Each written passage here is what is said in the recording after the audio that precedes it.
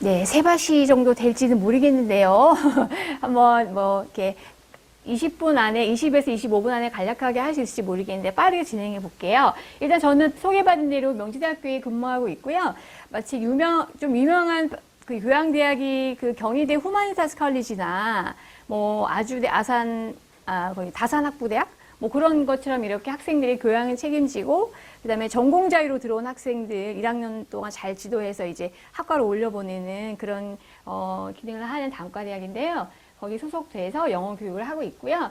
그다음에 이제 오늘 이야기할 것이 이제 4차 산업혁명 시대에 행복한 영어 교육을 하려면 도대체 어떻게 해야 되는 것인가에 대한 나름의 고민의 결과물이라고 좀 봐주시면 될 것 같고요.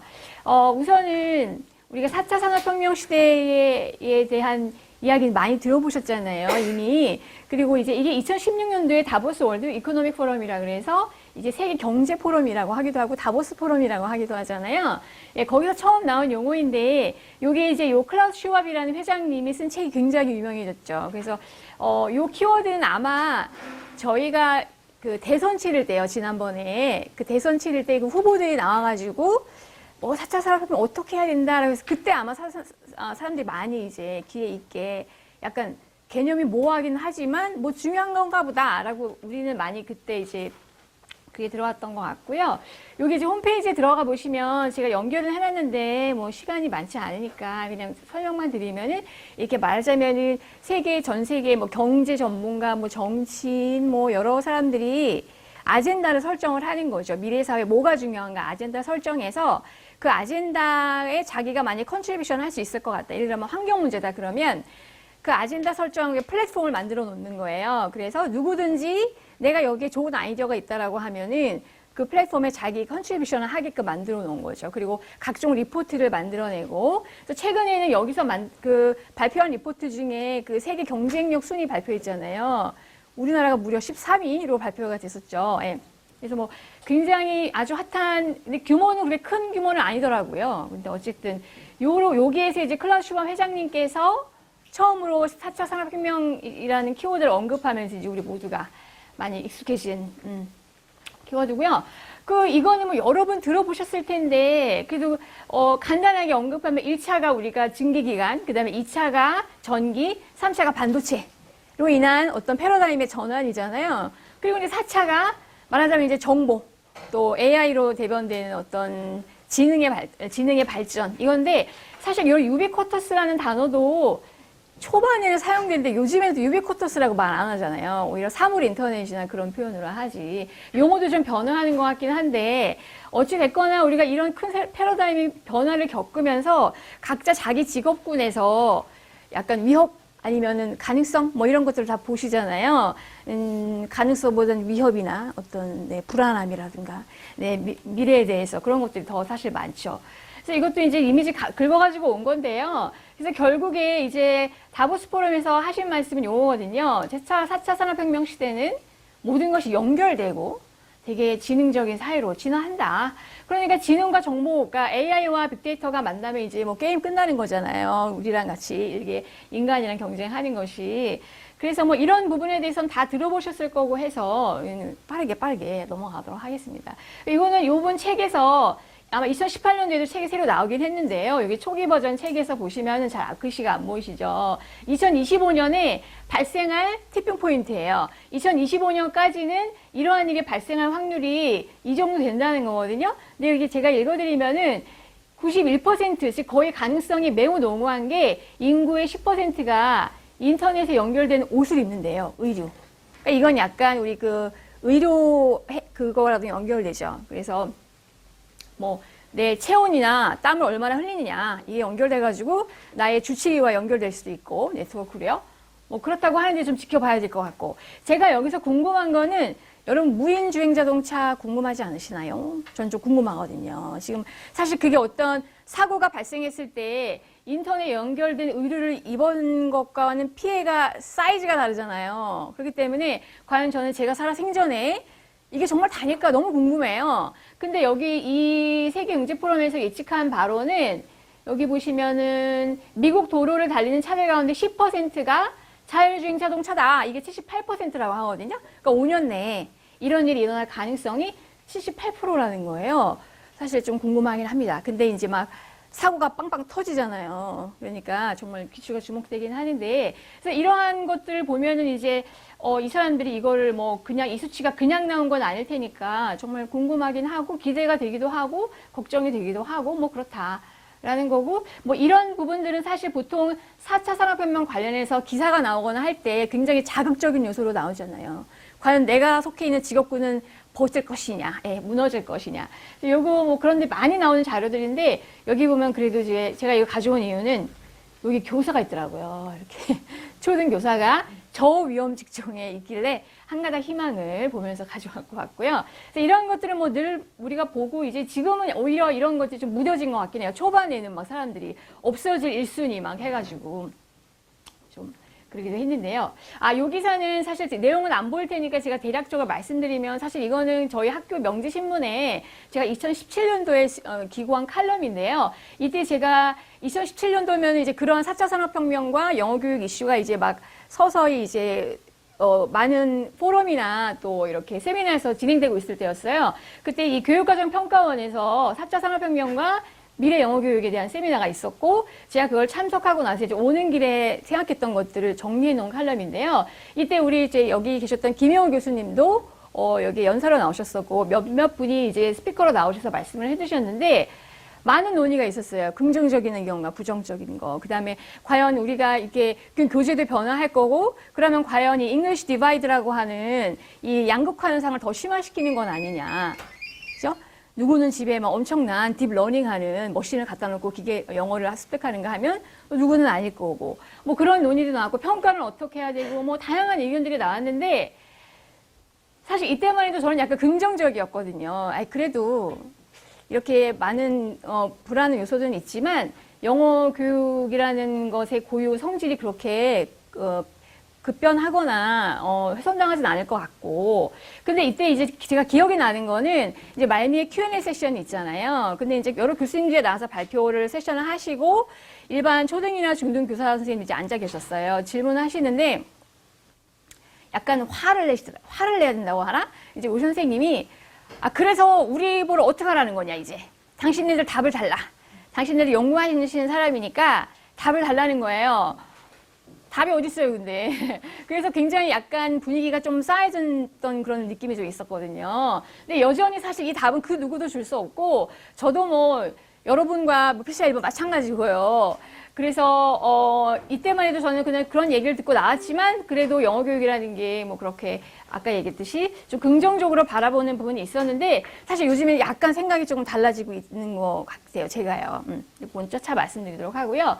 그래서 뭐 굉장히 오래된 이슈인데, 이 4차 산업혁명 교육 이 상황에서 우리 언어를 가르치는 이 언어 교사나 영어 교사, 영어 교육 전문가와 관련해서 제일 많이 거론되는 개념이 리터러시 개념이잖아요. 원래 리터러시라고 하면은 언어에서 랭귀지 리터러시에 국한돼서 사용되어지는 개념이었고, 보통 우리가 읽고 쓴다라는 게 리터러시잖아요. 그죠?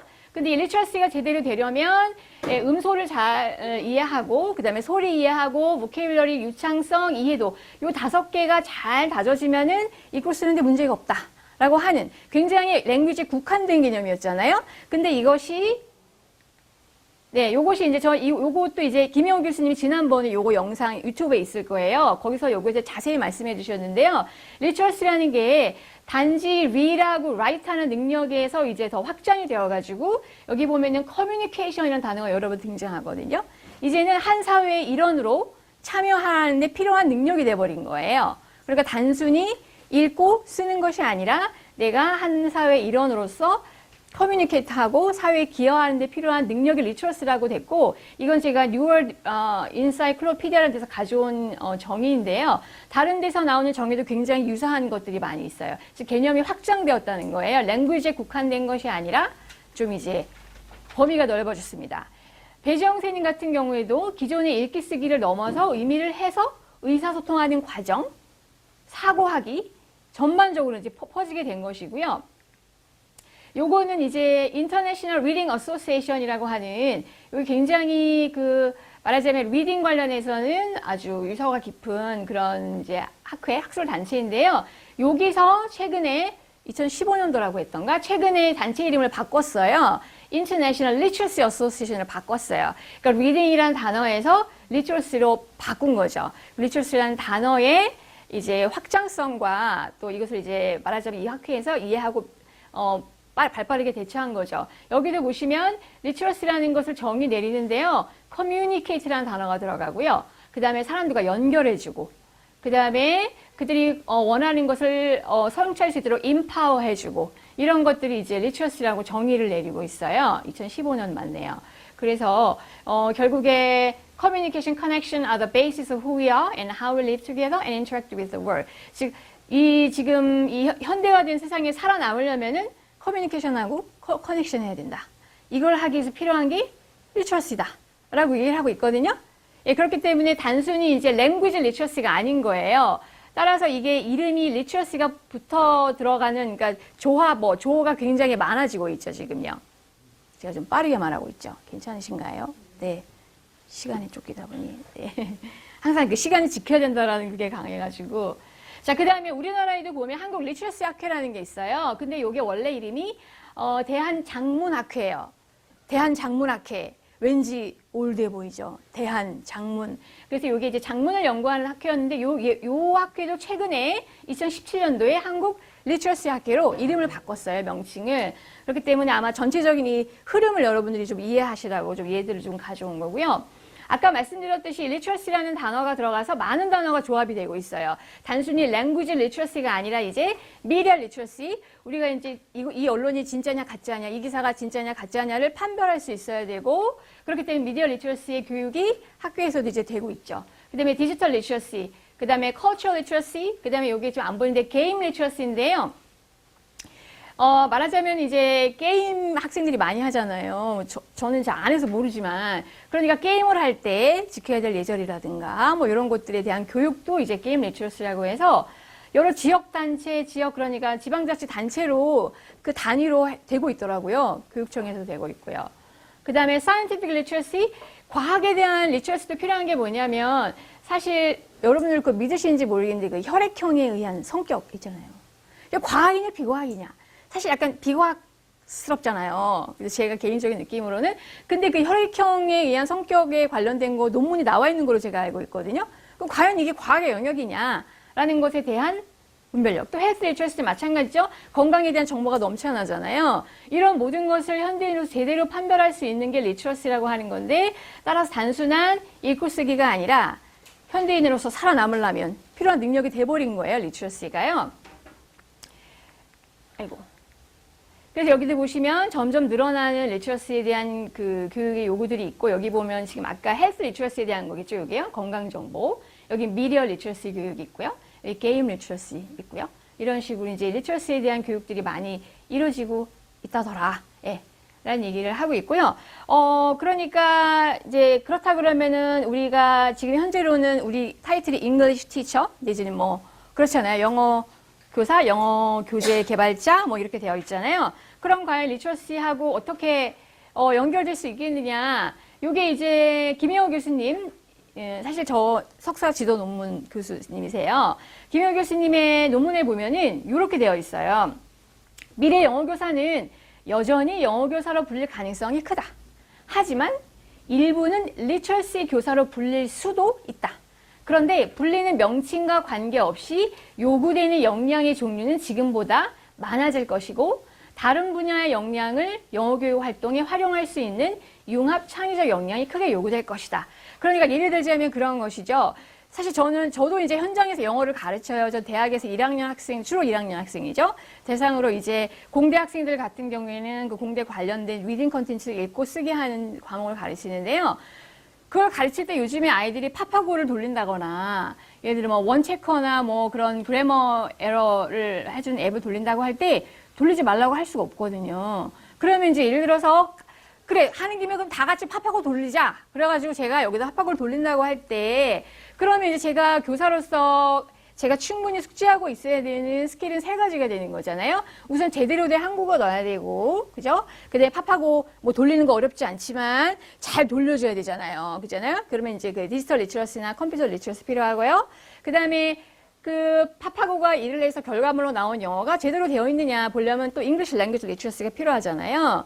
그러니까 사실 많은 리트러시가 융합적으로 돌아가서 제가 지식을 전달하게 된다는 거죠. 이제 사실 교사 단독의 힘만으로 어떤 걸 전달하는 시대가 아니잖아요. 그렇기 때문에 이제 그런 자질을 요구하는 시대가 돼버렸기 때문에 아마 이제 이 교수님 같은 경우에도 이름은 바뀔 수 있겠지만은 많은 리트러시를 능력을 요구하는 교사가 필요할 것이다라고 얘기하는 것 같아요. 그래서 대표적으로 추가될 역량은 정보통신 역량, 그다음에 모국어, 한국어, 그다음에 이렇게 된다라는 거죠. 네, 계속 여기서 강조하시는 건 이제 한국어를 잘 사용하는 게 되게 유용하다라고 하시는데요. 사실 네.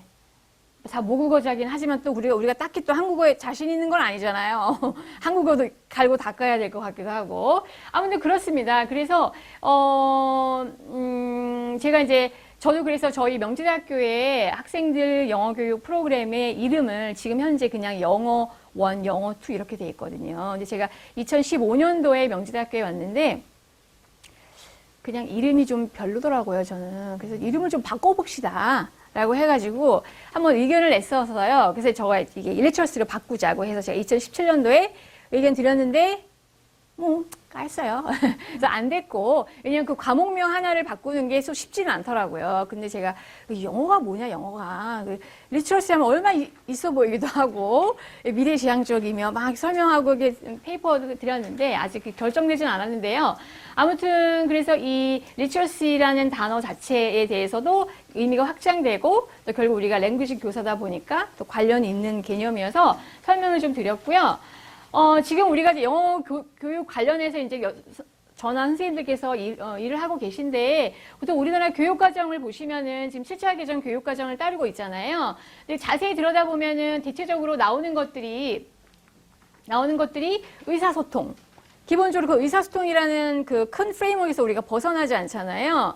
근데 제가 최근에 여러 학회나 이렇게 들어가서 여러 교수님들 얘기도 들어보고 하면은 이제 지금 AI가 일상의 의사소통이 일부를 책임져주는 시대가 도래한다라고 하는 걸 가정을 한다면은 지금 현재 의사소통 능력의 신장이라는 교육 목표가 맞느냐라는 근본적인 물음이 생길 수밖에 없겠더라고요. 왜냐면 이거 다 해줄 거잖아요, 이제. 우리 예전에 뭐 어디 가서 턴 라이트, 턴 레프트 막 했잖아요, 회화책에서. 이제 그딴 거 다 필요 없잖아요. 앱에서 버튼만 누르면 될 거기 때문에. 그렇다면 과연 우리 교육과정이 맞느냐? 라는 근본적인 물음에 봉착하게 되고, 그러면 이제 어디로 가야 되는 거야? 이렇게 생각하게 되는 거죠. 오히려 단순한 의사소통은 앱한테 맡기고, 오히려 우리는 뭔가 더 크리에이티브하고 그런 거를 교육해야 되는 거 아닌가라는 생각은 좀 들기도 하더라고요. 네. 그리고 이거는 제가 우리 학생들하고 읽는 책인데요. 이 책에 보면은, 이번에 읽었던 책 중에서 이제 미래교육에 태블릿 PC가 활용되는 그런 개념이었어요. 그런 걸 보다가 보니까, 이 태국에서 이런 몹쓸 용어가 나왔더라고요. 몹쓸 용어라기보다는 태국에서 정부가 선생님 수를 줄이겠다라는 어떤 명시적인 목표를 가지고 어떤 티처 트레이닝에서 교사 대신에 러닝 이네이블러라는 단어를 사용한대요. 그러니까 이제 센츄얼 역할이 교사에서 이제 넘어가 버린 거죠. 그래서 이제 티처라기보다는 당신들은 러닝 이네이블러다 이렇게 사용된다라는 거예요. 그래서 제가 약간 분기탱천하여 학생들한테도 이렇게 약간 아닌 것 같은데 라고 하기도 했지만 사실 이런 것들이 우리에게 시사하는 바가 좀 있는 것 같기도 해요. 그러니까 결국 이제 갈수록 지식의 값어치가 또 저렴해지잖아요. 사실 저도 전문가랍시고 학생들 앞에서 막 또 아는 척하고 뭐 떠들어 대긴 합니다만은 사실 학생들이 맘만 먹으면 제가 어떤 거에 대한 답을 주기 전에 1초 만에 아이들은 정답을 찾아낼 수 있어요. 얼마든지요. 그렇잖아요. 그렇기 때문에 사실 이런 것들을 그냥 흥하고 넘어갈 일은 아닌 것 같고 이런 일이 실제 벌어지고 있다라는 거에 대해서 우리도 뭐 어떤 위기의식이라든가 이런 걸 좀 느낄 필요는 있을 것 같기도 합니다. 네, 그래서 아까 크리에이티비티 말씀드렸는데요. 이거 이제 아주 테드상에서 아주 유명하신 스피커죠. 키니 로빈스라는 혹시 안 보셨다면은 이분의 영상이 좀 몇 개 있거든요. 한번 봐보시기를 바라는 마음에서 가져왔거든요. 그래서 결국 학교에서 이제 창의력 키워줘야 된다. 지금까지 학교는 창의력을 다 죽이는 교육을 해버렸는데 그런 얘기 하시죠. 지금까지 학교에서 했던 교육은 학생을 다 교수로 만드는 교육이었다는 거죠. 모든 학생을. 그렇잖아요. 그걸 과정을 다 잘 따라온 앞에 소수만이 교수가 되고 뭐 이렇게 되잖아요. 근데 다 그럴 필요가 없는데. 사실 이거 되게 중요하고 되게 중요한데 사실 창의력을 가르쳐라라고 여러분에게 오다가 떨어지면 어떻게 하실 거예요?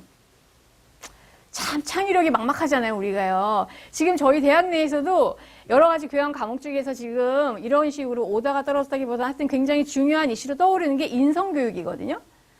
왜 인성교육을 어떻게 하냐는 거예요. 그렇잖아요. 그게 뭐 인성교육 A+ 맞았다 그래서 얘가 인성이 보장되느냐. 그게 쉽지가 않잖아요. 똑같은 것 같습니다, 이것도. 근데 어쨌든 이제 창의력이라는 게 예전에는 영혼 없이 창의력 중요하지. 뭐 국영수 잘하고 창의력도 잘하면 좋지. 이렇게 얘기했다면 이제 창의력은 정말 되게 절실한 것 같아요. 밥 먹고 앞으로 살아남으려면 창의력이 있어야 된다. 다른 건 다 이제 웬만한 거는 기계가 해줄 거니까. 그러니까 정말 지금 예전에 떠들었던 창의력과는 차원이 다른 그런 것 같습니다. 아이고. 네, 그렇고요. 역시 팽수하시나요? 네. 그래서 어떻게 하란 말이냐. 네. 사실 이제 제가 요즘에 이 팽수에 쏙 빠져가지고 온갖 팽수 영상을 다 뒤져보고 있는데요. 대충 넘어갈 거냐, 대충 이렇게 뭉개다 갈 거냐, 아니라는 거죠. 그래서 지금 시간이 거의 다 돼가는데요. 제가 말씀드릴 걸 빨리 말씀드려 볼게요. 그래서 그러면 이제 뭘 관심을 가져올 수 있을까 따져본 게 스마트 교육, 그 다음에 거꾸로 수업, 과정 중심 평가. 과정 중심 평가 혹시 들어보셨나요? 예, 요게 요새 교육과정 평가원에서 아주 주력적으로 그 많은 선생님들께 전달하고 있는 상황인 것 같아요. 얼마 전에 KT에서 요거 워크숍을 했었는데 장난이 아니겠더라고요. 실제로 정말 제대로만 하면요. 그래서 제가 그때 자료를 남은 걸 가져왔습니다. 혹시 과정 중심 평가에 관심이 있으신 분들은 그때 진경희 선생님하고 그 다음에 어디 중학교였더라? 선생님이 와셔가지고 워크숍을 하셨거든요. 혹시 필요하시다면 저기 몇 권 있으니까요. 끝나고 가져가시면 될 것 같아요. 그래서 여기 여러 나라에서 진행되고 있는 집중적으로 하고 있는 것들에 대한 얘기고요. 넘어가겠습니다. 이건 제가 참 옛날 한 3분에 정리해야겠네요. 그냥 아주 풋풋할 때 사진이네요. 그래서 결국에 그러면 4차 지나고 5차 지나고 6차가 올 텐데 어떻게 해야 되느냐. 첫 번째 제가 생각하는 건 일단 러너가 돼야 된다. 예, 뭐 길게 말씀 안 드릴게요. 결국에 끊임없이 배워야 되는 거고 본인이 안락한 지역에서 밖으로 나오라는 거죠. 예. 그래서 제가 밖으로 나와서 했던 행위가 뭐냐면 제가 여기 박혜옥 교수님이랑 같이 했던 건데요. 대머리 여가수라고 또 나름 대학로에서 연극은 아니고요. 이게 낭독극인데요. 했었는데 장난이 아니었는데 일단 굉장히 많은 도움이 되었어요. 제가 하던 것이 아니었기 때문에요. 제 틀을 벗어나서 해봤던 거라서요. 두 번째는 교재를 만들어 보라고 추천드리고 싶은데요. 사실 종이 교재를 만들어서 돈을 버십시오. 이거 아닌 거 아시잖아요. 돈 안 되는 거 아시잖아요. 그죠? 그런 게 아니라 교재가 뭐 종이 교재가 됐건 웹 콘텐츠가 됐건 그걸 한번 하게 되면은 그게 내 안에 엄청 쌓이고 정말 엄청 자산이 되더라고요. 제가 책을 몇 권 써봤는데 그게 엄청나게 남더라고요. 그래서 그런 의미에서 교재 개발이나 이런 걸 컨텐츠를 한번 만들어 보시는 게 도움이 되실까라고 생각해 본 거고요. 그 다음에 논문이라고 이거 뒤집어놓은 곰국이잖아요. 예전에 제가 박사 논문 쓸 때 교수님이 알려주신 건데 이게 푹 봐야 된다. 하루 이틀 만에 써지는 게 아니다. 라고 해서 하는데 사실 일반 선생님들이 논문 쓰는 게 사실 쉽지는 않죠. 그런데 여기 핀란드랑 우리나라랑 대비해 놓은 거 보면은 선생님들이 연구자로서의 성격이 있느냐 없느냐. 예, 핀란드에는 수업이 적고 선생님이 연구할 시간이 많다는 거예요. 근데 우리는 핀란드 교사는 연구자, 한국은 공무원 뭐 이런 개념이라는 거죠. 근데 논문이라고 하면 사실 내가 무슨 논문이라고 생각하실 수가 있는데요. 제가 말하는 여기서 논문이라는 거는 간단하게 리서치를, 그러니까 서베이를 해봐도 좋고요. 애들이 원하는 게 뭔지. 요게 이제 언플래트닝 생각의 행태라고 해서 닉 수사니스라는 사람이 쓴 이게 논문인데 만화예요. 특이하죠. 이 사람이 콜롬비아 대학에서 교육학자 만화가 또 뭐 철학자 뭐 이런 타이틀을 가지고 계신데요. 이분이 콜롬비아 대학에서 이걸 만화로 박사를 받으셨어요. 그러니까 이제 최고 말하자면은 어떤 연구 업적물의 꽃이라고 볼 수 있는 논문의 형태라는 것도 파격이 오는 거예요, 이제. 그리고 무슨 연유인지 콜롬비아 대학에서 받으셨는데 요거를 하버드 대학에서 책을 냅니다. 만화책을요. 마치 이것은 어떤 하버드대 문서위조학과도 같은 그런 어떤 부조화의 조화 같은 거죠. 하버드대에서 만화책으로 박사 논문을 냈던 논문책이 나왔다는 게요. 저도 지금 아직 읽고 있는데요. 어렵더라고요. 네. 만화일 뿐이지. 자, 그리고 요거는 이제 결국에 네 번째는 멀티미디어 활용이잖아요. 예. 그래서 자기 형편에 맞게 멀티미디어를 최대한 활용하시는 것이 무지 중요하다. 이분이 마이크로소프트에서 상 받으신 교장 선생님이신데요. 인도에 이분이 하신 말씀이 교사가 테크놀로지에서 교체되진 않을 거야. 근데 테크놀로지를 사용하지 않는 교사는 테크놀로지를 사용하는 교사에 의해서 교체가 될 것이야.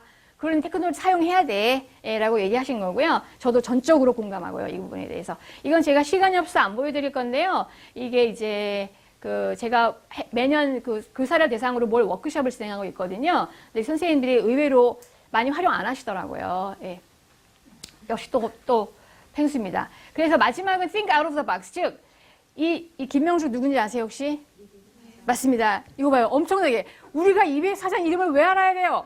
근데 이 펭수가 되게 도발의 캐릭터잖아요, 요즘에. 되게 맹랑하고, 그죠? 그래서 말만 하면 김명중이 나오잖아요. 그래서 정말 굉장히 도발하고 굉장히 발칙한데 사실 우리 교육 현장에 있는 사람들도 따라하라는 게 아니라 사실 요즘에 최근에 그 법무부 장관 사태 때문에 그 전에 많은 사건도 있었지만은 기존 레가시 미디어라고 하는 기존 기성 언론에 대해서 불신을 넘어서 증오 내지는 뭐 탄핵에 대한 얘기를 여러 번가 나오고 있잖아요. 근데 가만히 생각해 보면은 교육이라는 게 되게 보수적인 분야는 맞는데 언론이 그렇게 두드려 맞는 걸 보면 교육이라는 분야도 언제 우리도 그와 같은 행태를 당할지 모른다는 생각이 들어요. 그러니까 우리도 박스 바깥으로 나와야 된다는 생각이 사실 계속 듭니다. 그러면 저는 계속 펭수를 보고 있죠. 네. 그래서 그런 얘기고요. 네, 끝도 펭수. 시간에 맞췄나 모르겠습니다. 네, 빠르게 진행했습니다. 네, 감사합니다. 예.